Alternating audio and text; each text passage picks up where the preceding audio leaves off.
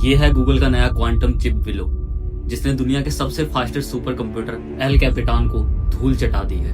वही एल कैपिटान जिसको बनाने की लागत लगभग 5000 करोड़ है, जो आधे किलोमीटर की जगह घेरता है और 2 क्वांटिलियन कैलकुलेशंस पर सेकंड करता है। लेकिन गूगल का ये क्वांटम चिप विलो सिर्फ 5 मिनट में उस प्रॉब्लम को सॉल्व कर सकता है, जिस प्रॉब्लम को ये सुपर कंप्यूटर सॉल्व करने में यूनिवर्स की एज से भी 500 ट्रिलियन गुना ज्यादा समय लेगा। Google's Willow chip is touted as not just another technology breakthrough, but an evolution. In under 5 minutes, the chip can solve a problem that would take today's most powerful computers 10 septillion years. In quantum computers के आने से एक नई दुनिया के दरवाजे खुल जाएंगे। ब्रह्मांड के राज का पर्दाफाश करने वाली कॉम्प्लिकेटेड कैलकुलेशंस हो, यूनिवर्स में एलियन लाइफ का पता लगाना हो या लाइट की स्पीड से तेज ट्रैवल करना हो, वॉर्महोल क्रिएट करके टाइम ट्रैवल करना हो या फिर कैंसर जैसी खतरनाक बीमारी का अंत करना हो, ये सब पॉसिबल हो पाएगा इन क्वांटम कंप्यूटर्स से।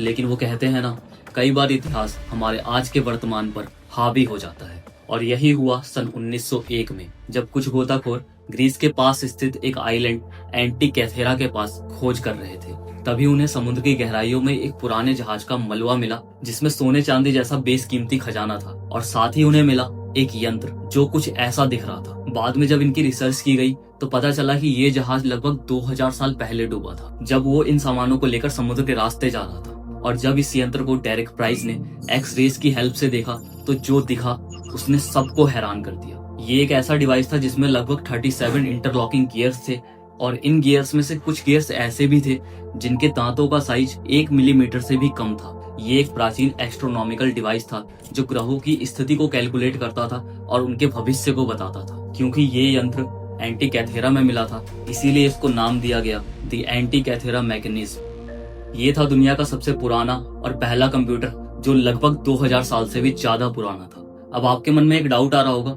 कि ये कंप्यूटर कैसे? कंप्यूटर तो ऐसे दिखते हैं, है ना?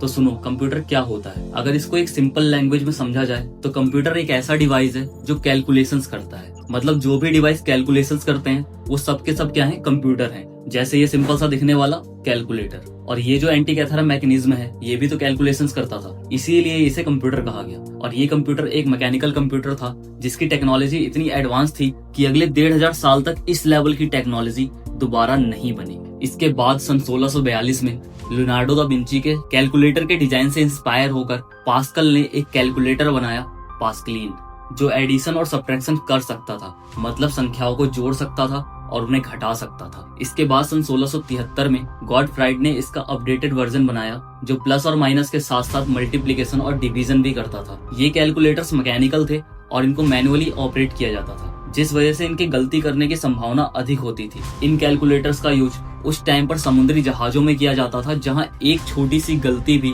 बहुत ही बड़ी घटना को अंजाम दे सकती थी। और यही हुआ ईयर 1707 में, जब एक नहीं 4 जहाज एक साथ डिस्ट्रॉय हो गए। इसमें 2000 से भी अधिक लोगों की जान गई और इस घटना को द स्किली नेवल डिजास्टर कहा गया। इसी खतरे को देखते हुए मॉडर्न कंप्यूटर के फादर चार्ल्स बेबेज ने सन 1822 में अपना पहला कंप्यूटर मॉडल दुनिया के सामने पेश किया, द डिफरेंस इंजन। और इसके बाद 1830 में उन्होंने अपने एनालिटिकल इंजन का कॉन्सेप्ट दिया। ये दुनिया का पहला ऐसा कंप्यूटर था जिसमें प्रोग्रामिंग का यूज किया गया था।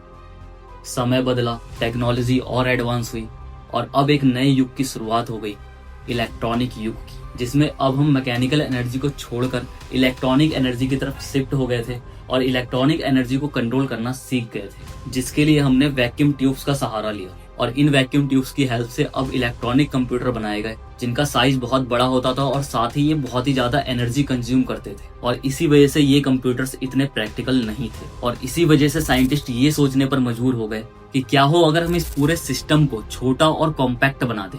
और इसी कड़ी में क्रांति आई सन 1947 में, जब 3 scientist John Bardeen, William Shockley और वाल्टर ब्रेटेन ने वो कर दिखाया जो बहुत ही ज्यादा शॉकिंग था। उन्होंने एक चावल के दाने जितने साइज के एक ऑब्जेक्ट से इलेक्ट्रॉन फ्लो को कंट्रोल कर लिया। ये ऑब्जेक्ट और कुछ नहीं, जर्मेनियम था, जो आगे चलकर सिलिकॉन से रिप्लेस हो गया। और फिर 1958 में जैक किल्वी ने इंटीग्रेटेड सर्किट यानी आईसी का कॉन्सेप्ट दिया। ये जो आज आप मदरबोर्ड, रैम्स वगैरह देखते हो जिसमें छोटे छोटे से सेमीकंडक्टर्स लगे होते हैं, ये वही टेक्नोलॉजी है जिसे जैक ने इन्वेंट किया था। ये इनोवेशन कंप्यूटर्स की दुनिया में इतना क्रांतिकारी था जिससे आगे पूरी दुनिया बदलने वाली थी। इनके आने से ऊर्जा की खपत कम हो गई, कंप्यूटर्स का साइज छोटा हो गया और अब कंप्यूटर का साइज आज के नॉर्मल फ्रिज जितना रह गया था। इसी कड़ी में अगला चमत्कार किया इंटेल ने, जब ईयर 1971 में इंटेल ने दुनिया का सबसे पहला माइक्रो प्रोसेसर इंट्रोड्यूस किया, माइक्रो प्रोसेसर 4004। इस छोटे से माइक्रो प्रोसेसर में एक पूरे कंप्यूटर सिस्टम का इंटीग्रेटेड सर्किट था।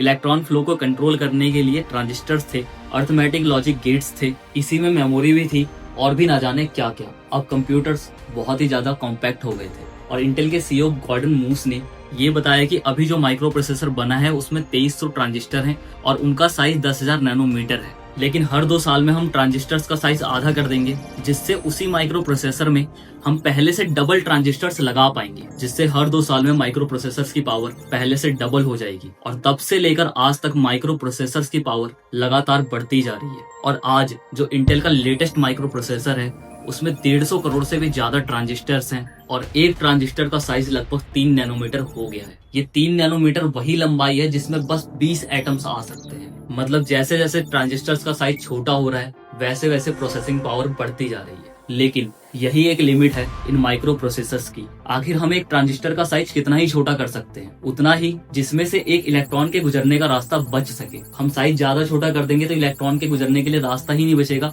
और इलेक्ट्रॉन्स इधर उधर गिर जाएंगे, जिस वजह से बहुत सारे टेक्निकल फेलियर्स आ जाएंगे और कंप्यूटर वर्क ही नहीं कर पाएगा।